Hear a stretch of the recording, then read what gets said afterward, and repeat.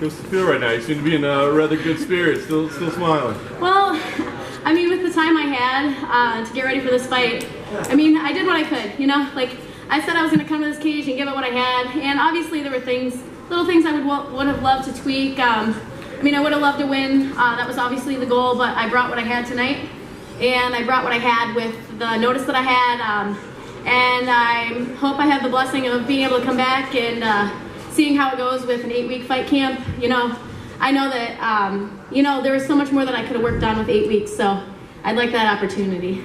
Yeah. What proved the most difficult for her? I mean, was it her style? I mean, it is a rather unique style, or was it just the short notice? I mean, what was the biggest challenge in there tonight? I think the biggest challenge was her ability to keep distance. You know, my last opponent and the opponents that I've had before that have not been as good with keeping that far away from me where my left hand punch doesn't connect.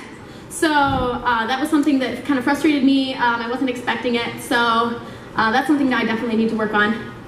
What positives do you take out of yourself? I mean, it seems like you still feel pretty proud of what you were able to do. I mean, I always try to keep a high spirit, you know. I love the sport. It's, you know, my dream. You know, obviously I put college on pause to come follow this dream, so I love it, you know, win or lose. But, you know, you can't be upset about the losses. Just learn from them and keep moving forward. Larkyn, when we spoke on Media Day, you said that the moment would not be too big for you, and it clearly wasn't. You scored, the fight was close on one person's scorecard. How do you feel you did as it pertains to not letting the moment overtake you on this big stage? I mean, I think this moment was perfect to me. You know, I would go back and do it again even if I lost. It was an amazing experience, so I'm just really blessed to be here. Can we talk about those exchanges in at the end of the second round and a little bit at the end? It seemed like you dropped her, the power punch. At that point, can we talk about those moments? Yeah, so I mean, that has been my go-to. You know, obviously I'm going to have to find other things that are my go-to as well, but not a lot of people are able to spar with left-handed fighters. So that's something I always capitalize on, and I think at that moment she did feel it. She wasn't expecting it. Obviously, she hadn't seen a left-handed punch like that before, so I was really actually proud and happy at that moment, especially after taking the kick to the jaw, that I could take a kick at full speed from her without having my hand there to block it, and still it didn't take me down. So I think that just shows the quality of person that she's fought before, and I think it definitely makes me know that I am on this level in MMA. With your win tonight, is there anyone in particular that you're looking to hopefully get an opportunity against them? I'd love a rematch with her. I want to prove that with an 8-week camp that I can do much better than that. After that, whoever my managers, whoever Bellator, whatever fight league wants to take me, whoever they think that I should fight, you know, I'll give it my best. So. How much of a factor was the short camp, and what percentage did we see of you in there? So I didn't say anything about it, but I don't know if you can hear my voice, I've been fighting a really bad cold for like 2 weeks.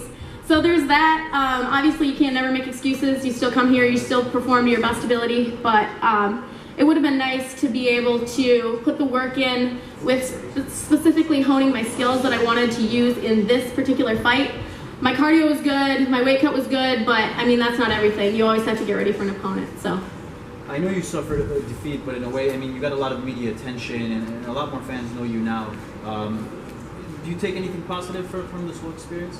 Oh yes, for sure. I mean, I never thought this early in my career I'd be able to have this opportunity.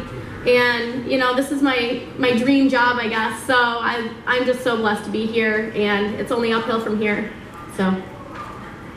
Your left hand was your main weapon in that fight. Is that a you thing, or is that something that you thought that she would be susceptible to? I mean, I knew that she hadn't fought someone left-handed, so that was part of it. And then also it is a me thing, you know, like not that many female fighters, especially at like 115, 125, like I can't think of anyone off the top of my head that is left-handed. So, I mean, it's something that is helpful for me, so. Anything you want to say to future opponents? I mean, I'm going to make sure that I'm like training in between fight camps even more, so that literally I can get a 5-day notice call, be on weight, and be working on all my skills, so I'm always going to be ready. And what would the ultimate accomplishment be for you? I mean, I never set a limit on what I can do. I mean, I always want to get to the top, so I'm just going to keep climbing for the top. If I never make it, you know, at least I tried, so. Thank you. Thank you.